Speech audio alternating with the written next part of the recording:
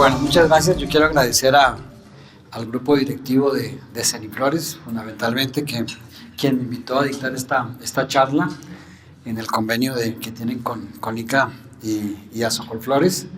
Y lo que yo les voy a hablar acá es un poquito sobre conceptos claves, prevención y manejo de la resistencia a plaguicidas, el desarrollo de cómo prevenir el desarrollo de resistencia fundamentalmente de las poblaciones de insectos plaga a los insecticidas. Y como lo acaba de plantear la doctora Chirle, vamos a partir fundamentalmente del tema de manejo integrado de plagas. Entonces, el manejo integrado de plagas le da a los agricultores herramientas y estrategias para maximizar la producción de manera sustentable y minimizar las pérdidas por insectos, plagas, arbences o patógenos, ¿sí? Cuando yo vi manejo integrado de plagas en la universidad, este concepto era mucho más simple porque no existía el concepto de la sostenibilidad. Y hoy en día cualquier práctica de manejo integrado de plagas que no considere los términos de sostenibilidad y los términos de viabilidad económica en su implementación no deja de ser una práctica romántica. Entonces hay que tratar de como hacer que coexistan las prácticas de manejo para controlar los problemas que enfrentamos o que enfrentan los productores, pero a su vez tratando de preservar todos los elementos de sostenibilidad dentro de la productividad sin deteriorar la actividad económica, porque si no hay una actividad económica rentable, pues simplemente la producción deja de existir y simplemente se abandona la producción.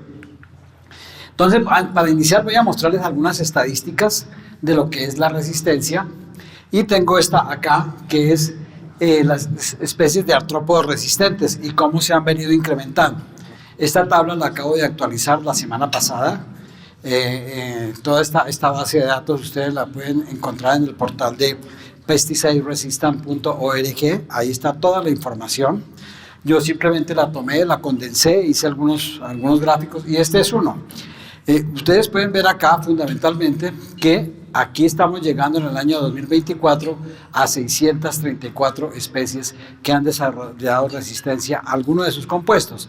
Y yo creo que esta estadística es conservadora, y le voy a decir por qué es conservadora, y lo voy a mostrar más adelante. Acá en esta tengo el top 20 de los artrópodos que han desarrollado mayor número de resistencia tanto a ingredientes activos. Si me cierra un poquito por favor allá, el recuadro de arriba, por favor.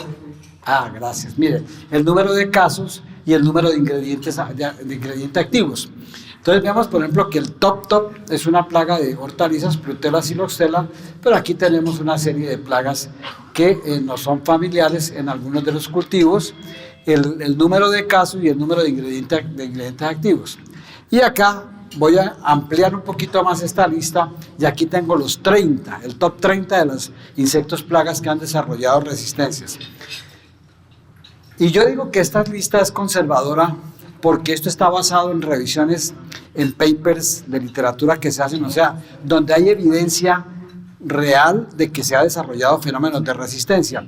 Por ejemplo, prodiplosis. Prodiplosis, todos sabemos, los que han tenido la oportunidad de cultivar tomate, que ha desarrollado resistencia a muchos compuestos por digamos, el manejo excesivo que han hecho con insecticidas, y estamos llegando a aplicaciones de 2 y 3 veces por semana, y esa plaga no aparece acá. Entonces yo creo que aquí faltan probablemente algunos insectos plagas, pero este es como el gran inventario. Y de esto, ¿cuáles son los que yo he traído que afectan normalmente a las producciones de flores? Que es Tetranicus urtice, que ha desarrollado, como ustedes pueden ver acá, 558 casos a 96 ingredientes activos. Tenemos áfidos, 437 casos a 53 activos, y Franquinella occidentalis, trips, que es una plaga endémica, que aquí la doctora Chile acaba de mostrarnos, Entonces, ahí ha desarrollado en 201 casos a 32 ingredientes activos. Ahí los tenemos los tres, aunque aquí también hay otros como Trips Tabasi y algunos otros que están incluidos en esta lista. Entonces, para entrar un poquito en el tema, vamos a mirar qué es resistencia. ¿Y por qué yo traigo el tema de qué es resistencia? Porque cuando en varias ocasiones que he tenido la oportunidad de dictar este tipo de charlas, yo le pregunto a la gente qué es resistencia y se lo pregunto a ustedes, mentalmente ustedes respóndanse qué entienden por resistencia. Y yo les hago otra pregunta, si en su definición de resistencia ustedes consideran que la resistencia es un fenómeno inducido, es adquirida o es genética. Entonces, ahí hay una serie de lagunas, ¿sí?, que no se explican con claridad, y mi objeto es un poquito que se lleven el concepto bien establecido. Esta es la definición que uno encuentra en Irak, que es cambio heredable en la susceptibilidad de una población de una plaga que se refleja en repetidas fallas de control, yo diría a una determinada dosis para alcanzar los niveles de control esperados. Yo tengo aquí 3 elementos en esta definición, que es cambio heredable. Cuando dice un cambio heredable, quiere decir que la resistencia es genética, que se transfiere de generación en generación, ¿sí? Cuando nosotros nos vacunan, eso no es genético, es una característica adquirida. Y a mí me pueden vacunar, pero mis hijos necesitarán ser vacunados porque yo no tengo la capacidad de transferir esa característica a mis hijos. Mientras que si yo adquiero una resistencia o una población de insectos plaga adquiere la resistencia a un determinado compuesto, esa característica es genética, está en el genoma y puede ser transferida de generación en generación. Entonces el primer concepto es que es heredable. Y cuando hablamos de resistencia hablamos de una característica que define una población. No es que este individuo es resistente, define una población. Los trips que atacan las poblaciones de flores, de corte, en la zona de Risaralda, ¿son o no son resistentes a un determinado compuesto? Define una característica, ¿sí? Y a una determinada dosis para alcanzar los niveles de control esperado. Entonces, esos 3 elementos yo los he resumido en esta que me parece una definición mucho más sencilla, pero que reúne los elementos que les acabo de mencionar. Es la pérdida de susceptibilidad de una población debido a un mecanismo de control genético. Aquí hay genética, ¿sí? Y es importante que diferenciemos cuándo hay resistencia y cuándo es que hay una característica adquirida. Voy a colocarles un ejemplo. Yo puedo aplicar un herbicida y el herbicida a la aplicación del herbicida pueden sobrevivir algunas plantas que fueron aplicadas probablemente con una dosis baja, ¿sí?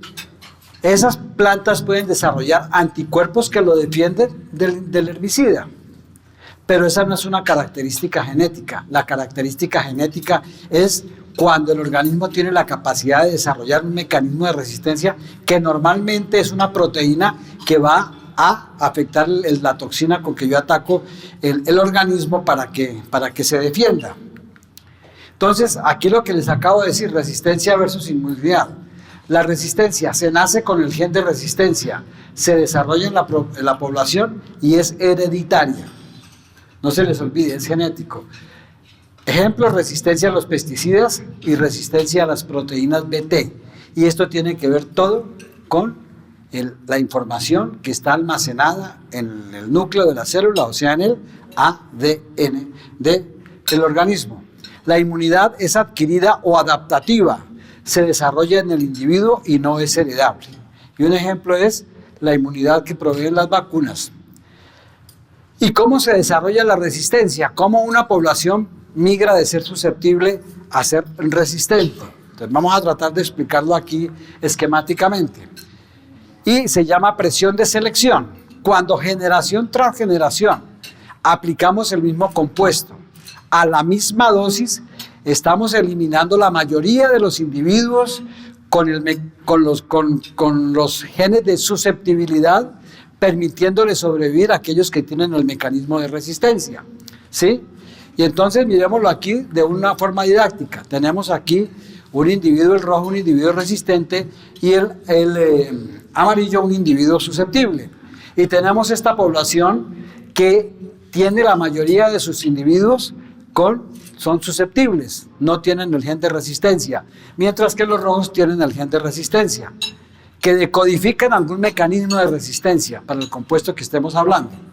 Entonces, hacemos la aplicación, se controla, sobreviven estos 4, los 2 amarillos porque probablemente estaban por refugio o por migración, no encontraron en contacto con el producto, y los otros 2 porque tienen el gen de resistencia, fueron capaces de sobrevivir a la exposición de ese tóxico a una determinada dosis o del compuesto que se utilizó para su control.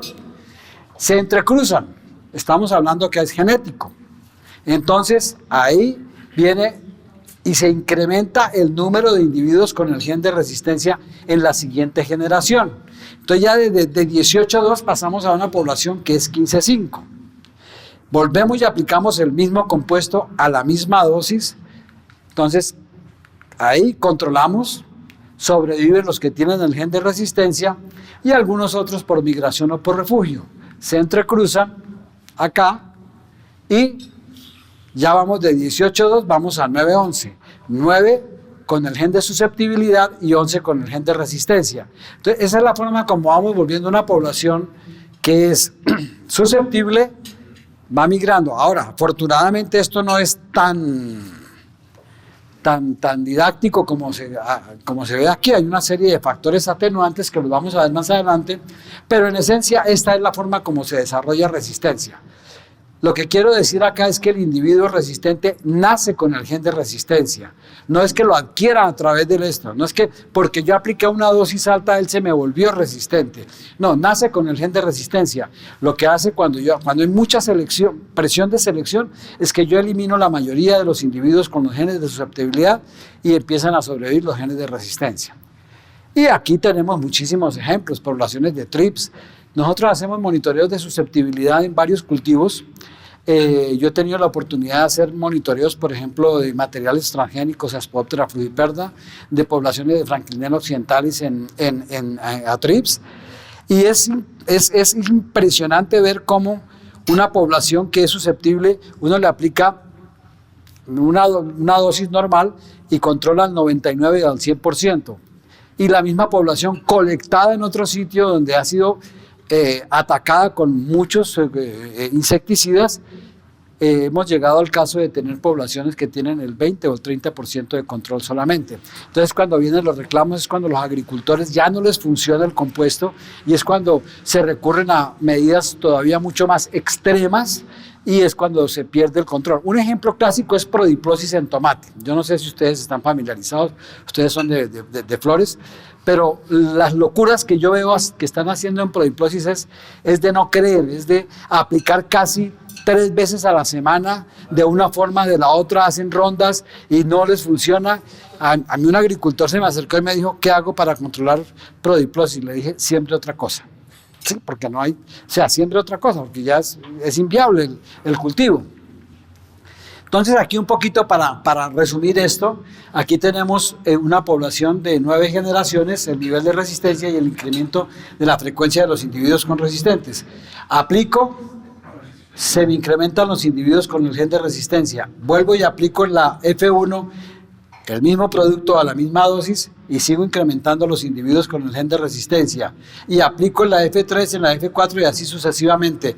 Y una población que era susceptible pasó a ser tolerante y a ser resistente.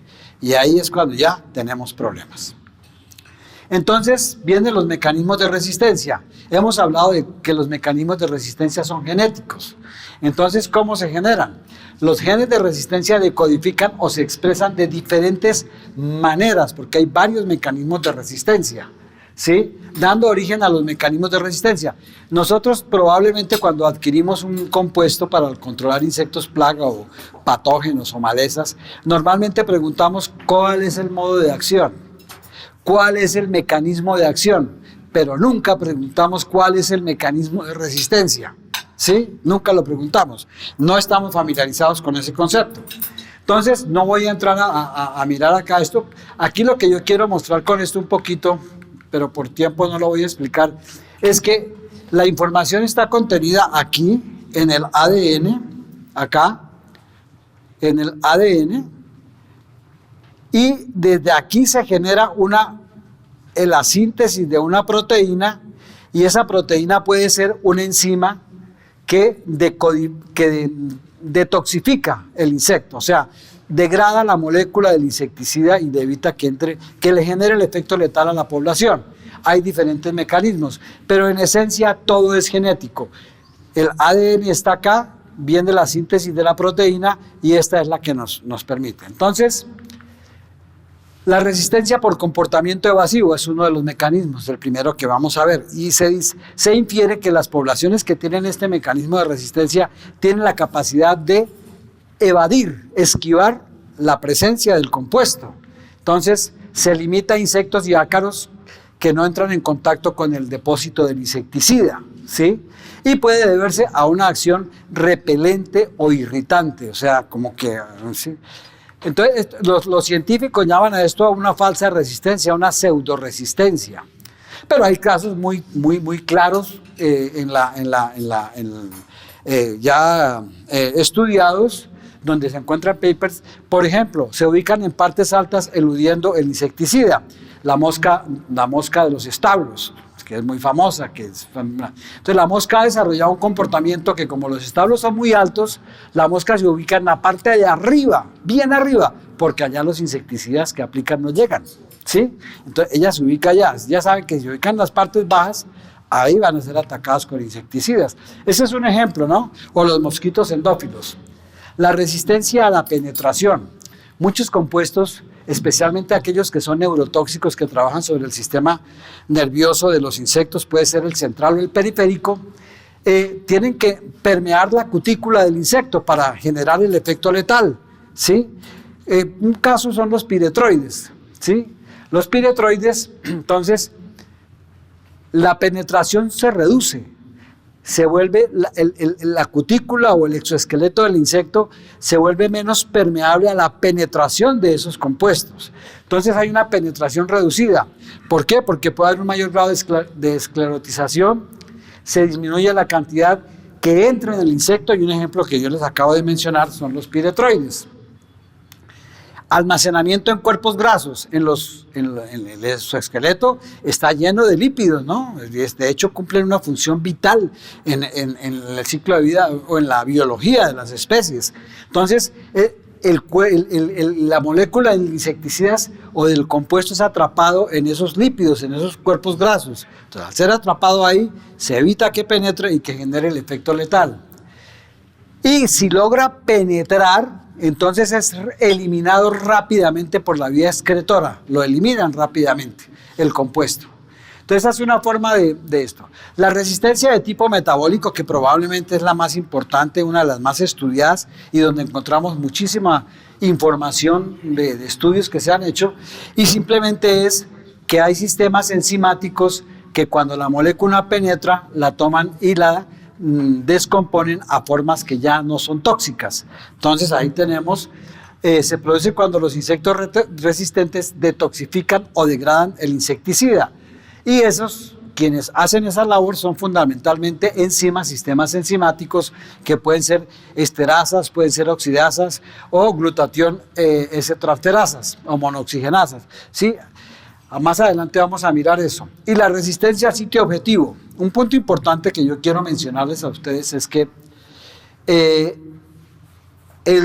un altísimo porcentaje de los productos que se utilizan para la represión de insectos plagas son neurotóxicos. En una revisión de literatura que yo hice, más o menos el 90% de los productos que se utilizan para el control de insectos plagas trabajan sobre el sistema nervioso central o periférico de las poblaciones de insectos plagas.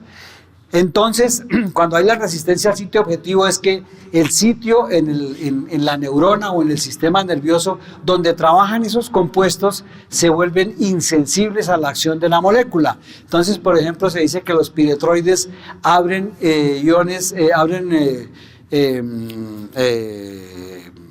canales sodio en la presinapsis. Pero cuando la población tiene el fenómeno de resistencia, simplemente cuando llega la molécula del piretroide ahí, el canal no responde y no se abre, o sigue funcionando normalmente y por lo tanto no se genera el efecto letal. Entonces aquí tenemos, afectan los neurotóxicos, lo que yo les acabo de mencionar como un ejemplo, alteraciones en canales sodios, isoenzimas diferentes a acetilcolinesterasa. Todos habíamos hablado de organofosforados. Durante muchos años convivimos con los organofosforados. ¿Cómo trabajan los organofosforados? Inhibiendo la síntesis de la enzima acetilcolinesterasa. Esa era todos lo vimos. Entonces, ¿cómo se desarrolla la resistencia? Es que el compuesto puede inhibir la enzima y el organismo genera otra enzima parecida, una isoenzima, que cumple la función de la enzima que está inhibiendo el insecticida y por lo tanto elude el control, ¿sí? Y reduce la fijación al receptor GABA. Entonces, estos son mecanismos de cómo se genera la insensibilidad al sitio objetivo. Bien, aquí he hecho una revisión de literatura. Este fue un trabajo que tuve la oportunidad de hacer en algún momento, y tenemos los 4 mecanismos que les acabo de mencionar: resistencia por comportamiento a la penetración, la resistencia metabólica e insensibilidad al sitio de acción, y aquí algunos de los insecticidas o de los grupos que más se han usado. En una siguiente diapositiva les muestro otros grupos. Y los mecanismos de resistencia. Yo de aquí solamente quiero que miren, por ejemplo, los piretroides.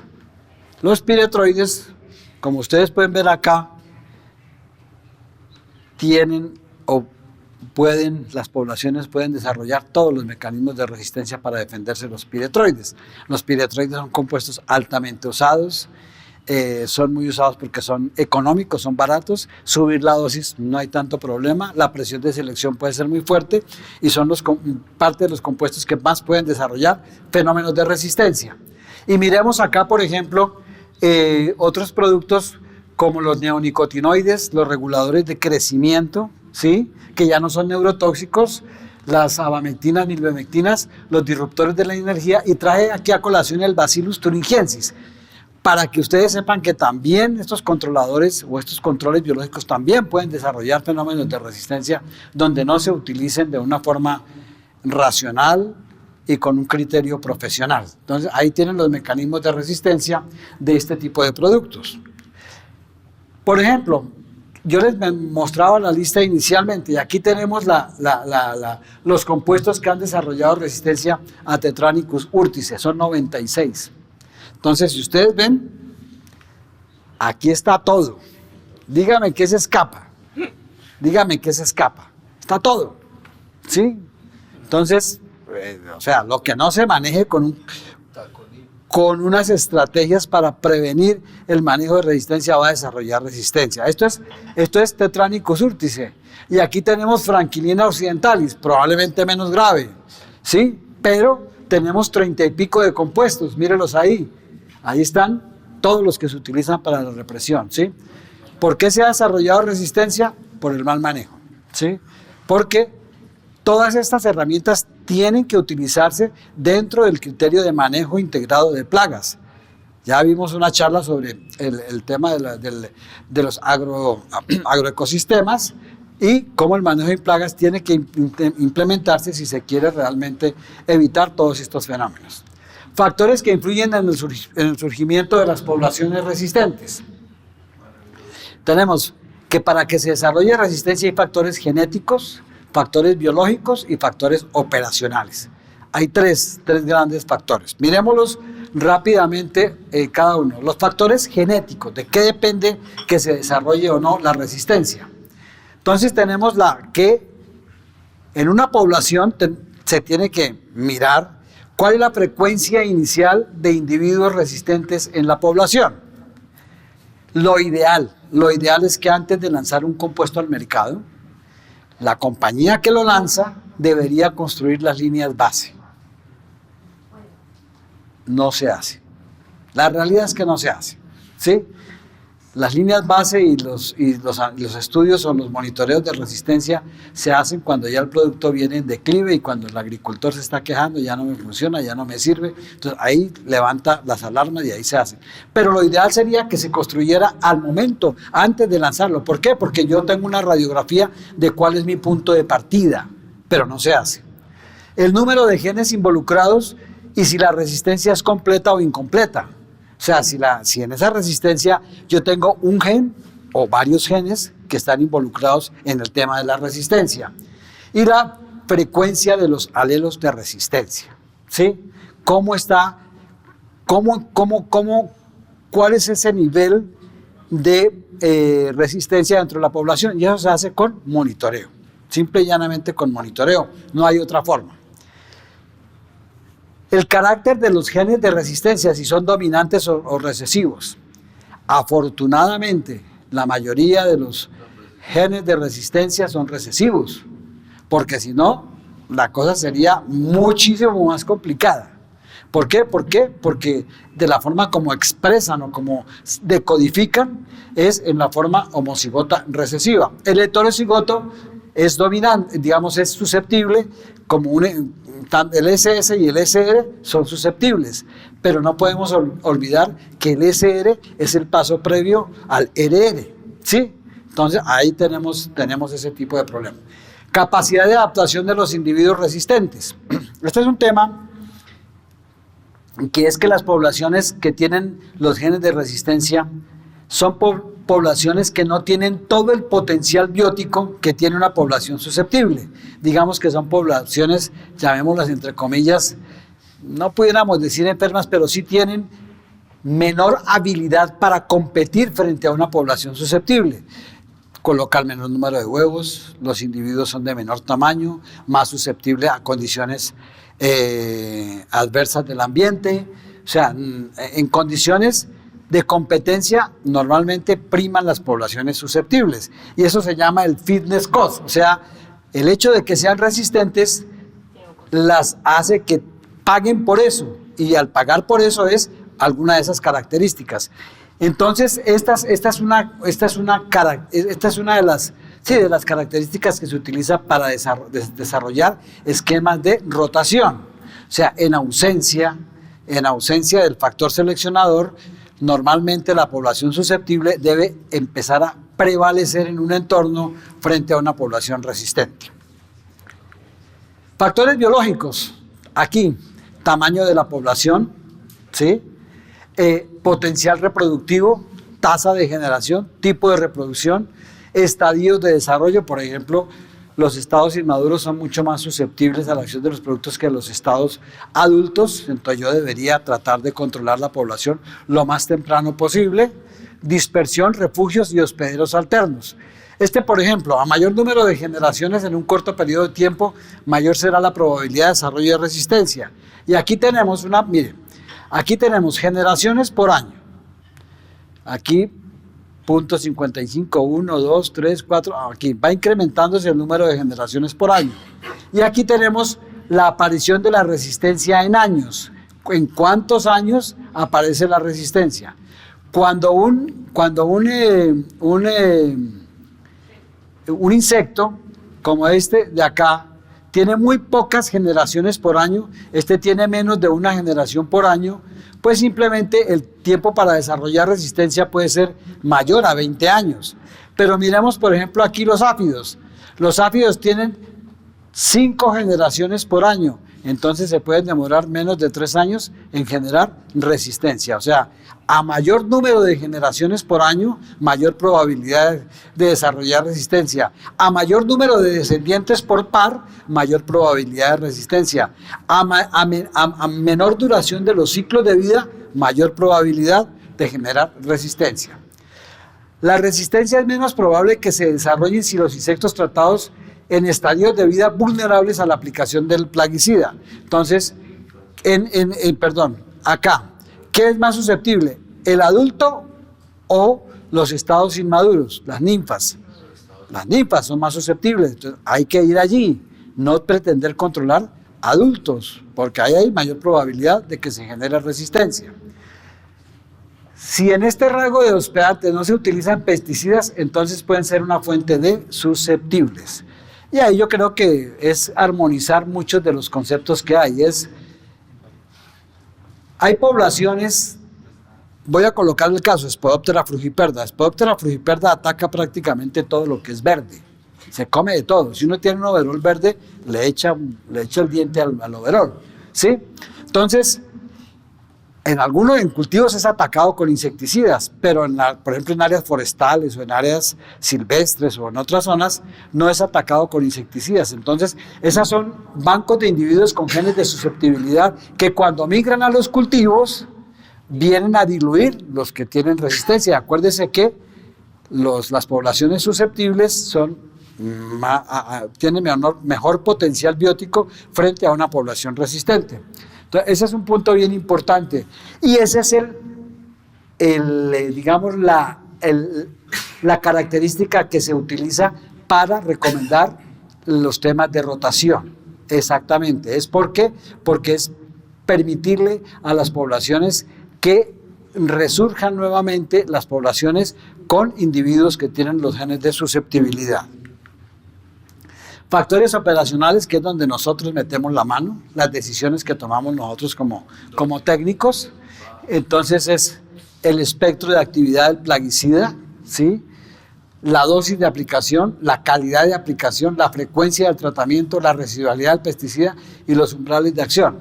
Entonces ustedes me dirán, en flores, no, pero venga, es que el umbral de acción en flores es yo tengo que controlar al 95%. ¿Por qué? Porque es que cada tallo de rosa me vale $1 en el mercado. ¿Cómo hago ahí?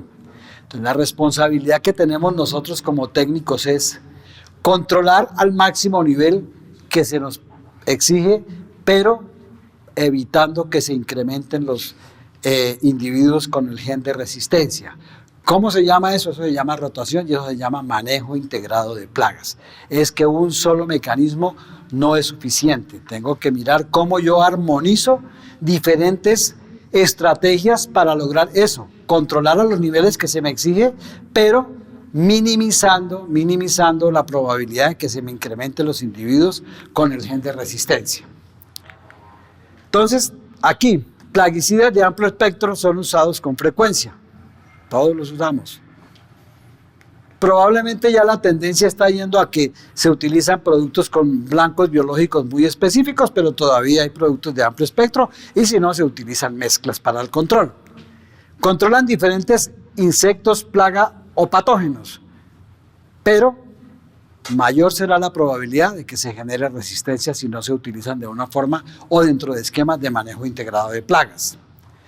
La dosis utilizada debe controlar SS y SR. No se les olvide que los SR es el paso previo allá, ¿sí? A mayor dosis, mayor presión de selección. Y aquí es un concepto que yo quiero hablar un poquito y es que nosotros no podemos, o se cree que las dosis bajas generan más resistencia que las dosis altas. Eso es un mito. ¿Qué sería lo ideal para que no se presente resistencia? Nunca usar un compuesto. ¿Sí? Yo no quiero asumir ningún riesgo en Bogotá en la noche cuando salgo, para que no me pase nada, pues nunca salga en la noche y punto, no le va a pasar nada. Pero si usted sale muchas veces y entre más tarde salga, peor. Entonces aquí es, entre más veces usted utilice el compuesto y a una mayor dosis, mayor probabilidad de generar resistencia. Entonces ese es un mito que viene de temas de bacterias, pero las dosis altas y la frecuencia de utilizar un producto repetidamente en un corto periodo de tiempo, hay mayor probabilidad de que se genere resistencia. ¿Hay un mejor control? Frecuencia, bueno, la dosis. Cuando yo les digo, uno utiliza una dosis alta, muchas veces, probablemente a corto plazo hay un mejor control, pero va a desarrollar resistencia. Y entonces el producto empieza a ser menos eficiente, menos eficiente, menos eficiente. Recomendación, utilicen la dosis mínima eficiente. Dosis mínima eficiente. Subir las dosis no es una buena estrategia desde el punto de vista de resistencia. Bueno, ahí está lo que les acabo de mencionar. Se eliminan la mayoría de los SS y SR. Las aplicaciones deben iniciarse cuando se tenga la mayor infestación o infección que sea capaz de soportar la planta sin que ocasione daño económico. No es una buena estrategia las aplicaciones tipo calendario. No es una buena estrategia que yo voy por el cultivo y encontré un trips, aplico todo el cultivo. No es una buena estrategia. Y además desde el punto de vista económico también es botar dinero, ¿sí? O sea que tiene muchos efectos negativos el no tomar decisiones informadas con base en monitoreos, con base en información. Aplicaciones tipo calendario nunca serán una buena recomendación. Con el objeto de realizar la menor cantidad de aplicaciones posibles. Claves para el manejo de resistencia. Los objetivos para manejar resistencia es prevenir o retardar la acumulación de individuos resistentes dentro de las poblaciones. Es no permitamos que se nos incrementen los individuos con los genes de resistencia. Mantener un alto porcentaje de genes susceptibles dentro de la población de la plaga. Esos son los retos. Reducir la presión de selección de resistencia a la vez que se brinda un alto nivel de protección al cultivo. Usar los plaguicidas solamente cuando sea absolutamente necesario y usar técnicas alternativas de manejo integrado de plagas siempre que sea posible. ¿Sí? Monitoreo. El monitoreo es el que nos permite saber cómo es la situación de susceptibilidad, tolerancia o resistencia de una población frente a un determinado compuesto. Entonces, la observación regular del desarrollo de la resistencia pretende medir los cambios en la frecuencia o grado de resistencia en el tiempo. Yo quiero tomar una foto de cómo es mi población. ¿Es susceptible, es tolerante o es resistente? Entonces, ¿quiénes son los responsables de hacer el monitoreo? Somos todos. Son los agricultores, los investigadores, las instituciones de investigación, las compañías de agroquímicos. Todos somos responsables. Cuando digo los agricultores me refiero también a Cenicafé, a Ceniflores, a Cenicaña, a los CENIS. Es también las entidades de gobierno, es ICA, es Agrosavia, es todo este tipo de entidades, institutos de investigación y las compañías de agroquímicos también son responsables de todo esto. Hay diferentes formas de hacerlo, la dosis diagnóstico, la prueba de dosis de resistencia y las pruebas bioquímicas inmunológicas. Realmente la que más se usa es la prueba de dosis respuesta, que fundamentalmente es el método más preciso y es el clásico ensayo de dosis respuesta. Se hace un bioensayo en donde se ubican una serie de dosis, ojalá de tipo logarítmico, para mirar y construir las curvas de resistencia. Estas son. Entonces, aquí tenemos la línea base, por ejemplo acá. Entonces, aquí tenemos la mortalidad, la L de 90, la L de 50 y la dosis en escala logarítmica. Entonces, aquí un pequeño incremento en la dosis genera una muy buena respuesta. Entonces, mira acá, aquí se genera una muy buena respuesta. Quiere decir que esta población es susceptible. Esta población ya hay que incrementar mucho más la dosis para lograr un buen porcentaje de mortalidad. Esta yo pudiera decir que es una población tolerante y esta definitivamente es resistente. Ni siquiera incrementando 1000 veces la dosis yo logro un buen porcentaje de control. Aquí cuando llegamos a este escenario es cuando ya poseemos problemas muy serios, ¿sí? Y esto es lo que nosotros hacemos con los monitoreos de susceptibilidad, es reflejar esto para una población. A mí me dice, por ejemplo, en la sabana de Bogotá, allá se toma cómo es la situación en el norte, en el centro, en occidente, y créanme que las diferencias que encontramos son abismales con el mismo compuesto a la misma dosis. Es que en una puede ser del 80% y en otra región puede ser del 20% la respuesta. O sea, las diferencias son muy, muy fuertes. Y lo digo porque tenemos todos los datos. Lo que pasa es pues que obviamente a nosotros nos contratan para hacer los trabajos, pero esa es una información de tipo confidencial que no puede uno compartir, pero las diferencias es de no creer, son muy fuertes. Estrategias de rotación. ¿Qué debo tener en cuenta para diseñar una estrategia de rotación? El primer punto que yo debo tener en cuenta, el primero, y la doctora Shirley lo mencionó en su charla, se llama conocimiento. Conocimiento de la población, de la plaga, conocimiento del cultivo, conocimiento de las herramientas, conocimiento del entorno en el cual yo estoy. Conocimiento, ¿sí? Desarrollar estrategias de rotación se requiere conocimiento y conocimiento profesional. Entonces, pertenecer a diferentes clases químicas no relacionadas entre sí, que no tengan resistencia cruzada, ¿sí? Cuando yo utilizo para la rotación, no puedo rotar entre compuestos que tengan resistencia cruzada. Deben ser igualmente efectivos a sus dosis recomendadas en etiqueta, así los utilice en mezcla. Bajar las dosis no es una buena estrategia tampoco, porque entonces, bueno, sería una mejor estrategia que subir arbitrariamente las dosis. Subir arbitrariamente las dosis sí es la peor estrategia que puede existir desde el punto de vista de manejo de resistencia. El intervalo entre aplicaciones debe ser lo suficientemente largo para que la población pueda regresar a su nivel original de susceptibilidad. Y eso está dado por lo que yo les mencionaba anteriormente, por el fitness cost. Y porque cuando yo dejo de aplicar el compuesto, la población los susceptibles tienden a volver a recuperar el espacio que han perdido, ¿sí? Y aquí tenemos el riesgo de resistencia en algunos compuestos. Mire, es muy alto en piretroides, organofosforados y organoclorado de carbamatos. Claro que todos esos, a excepción de los piretroides, prácticamente ya están fuera del mercado. Es medio en todas estas diamidas antroanílicas, reguladores de crecimiento, bueno, y ahí está toda la lista. Y bajo en biológicos e inhibidores no específicos, multisitios, ¿no? Ahí el nivel de resistencia es bajo.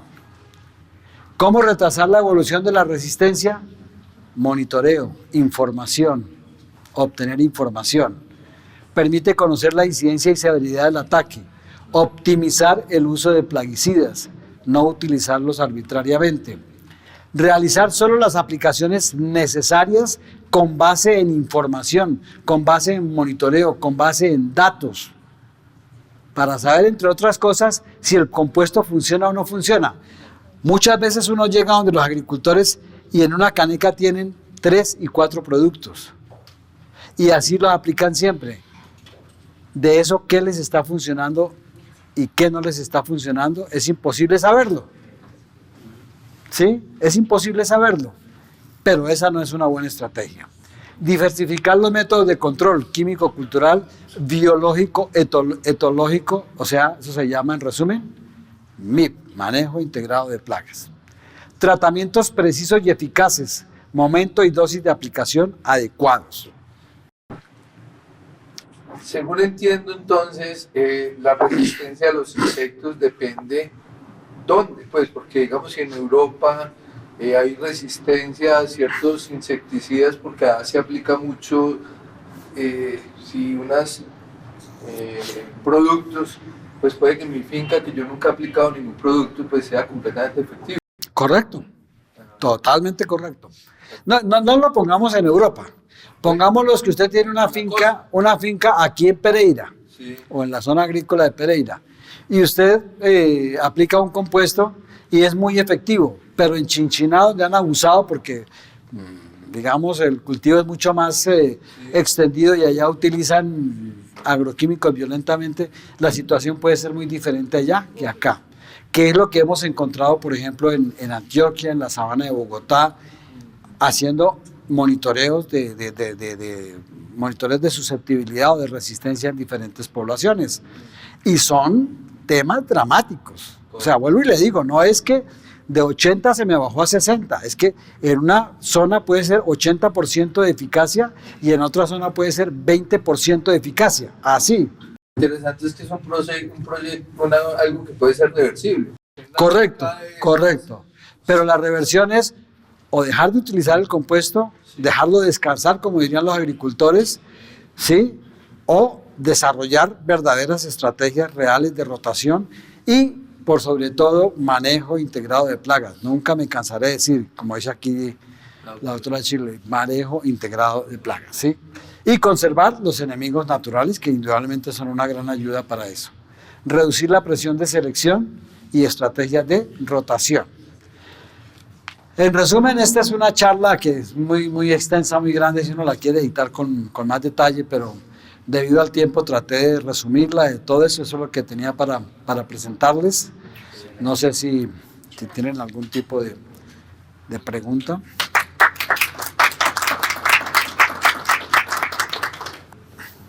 Doctor, esa era una pregunta. Pues uno ve ese problema en todas la mayoría de las fincas, ¿cierto? De esa resistencia, de esa pérdida de sensibilidad. Pero ¿cómo generar a nivel gubernamental? Porque pues, está en el manejo. Yo me acuerdo que todos los ingenieros o los jefes MIPE o los que están encargados, los monitores, saben del problema, saben cómo deben utilizar un producto porque la empresa que lo produce da las pautas, ellos mismos saben lo que puede ocurrir. Pero sin embargo, cuando están ellos bajo la presión de la producción y todos se enfrentan a que, bueno, o es su trabajo o es sencillamente su puesto en respecto al uso del insecticida. Pero, digamos, ¿qué mecanismo real se puede llegar a utilizar para que realmente esto no se dé? Porque vamos a llegar a un punto en que no va a haber retorno, porque ya van a haber poblaciones que no van a regresar a un punto de sensibilidad. Entonces, ¿cómo hacerlo? ¿Será generar unas leyes respecto a esto determinadas o seguir tratando de generar conciencia? Mira, yo lo que creo es que tiene que haber una campaña de divulgación y conocimiento. Yo he dictado charlas y he trabajado hace muchos años en todos los temas de resistencia. Yo creo que llevo trabajando con resistencia más de 15, 20 años. Y a mí me sorprende, y que yo hago el ejercicio muchas veces cuando hay tiempo, yo le pregunto al auditorio, ¿qué es resistencia? En el 95% de los casos la gente no tiene claro qué es resistencia. Empezando por ahí. O sea, ¿sí? Se confunde resistencia con inmunidad, se confunde las estrategias, no se tiene claro por qué. Entonces tiene que haber una campaña de incrementar el nivel de conocimiento y conciencia. Yo creo que si los técnicos subimos un poco ese nivel de conocimiento, empezamos a mejorar. Lo otro es definitivamente manejo integrado de plagas. Manejo integrado de plagas. No depender solamente del control químico, ¿sí? Es más, el manejo integrado de plagas le puede ayudar a que cuando utiliza la herramienta química sea mucho más eficiente, ¿sí? Pero infortunadamente los agricultores a veces solo piensan en el control químico, ¿sí? También por desconocimiento, también porque a veces llegan donde el vendedor del mostrador y les recomiendan cosas que no son acertadas, por todo ese tipo de cosas. Hay una problemática muy grande. Eso es como yo lo veo. Y la otra cosa es que realmente se mire si es posible desarrollar con más frecuencia monitoreos de susceptibilidad. ¿Qué ha pasado con los materiales transgénicos donde el tema de resistencia es todavía muchísimo más grave? ¿Por qué?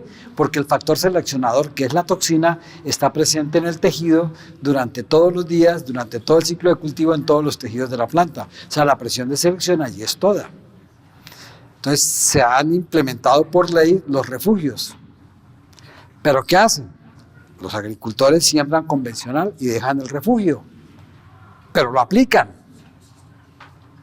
Entonces la esencia, que era preservar los susceptibles, se pierde. Eso es como tener mamá, pero muerta. Entonces ahí siempre se busca. Entonces es una tarea de concientizar. Y lo que yo digo, la gente está muy familiarizada con el modo de acción, el mecanismo de acción, pero no con los mecanismos de resistencia. Esas dos tablas que yo les mostré, me senté a hacerla porque usted no la encuentra en ningún lado. Yo me senté, cogí compuesto por compuesto cuáles son los mecanismos de resistencia, los escribí, los analicé, los busqué. Las estadísticas que les mostré inicialmente las he venido construyendo año tras año de esas bases de datos, que yo considero incompletas porque hay muchas plagas que tienen resistencia que no están reportadas ahí. ¿Sí? Eso es.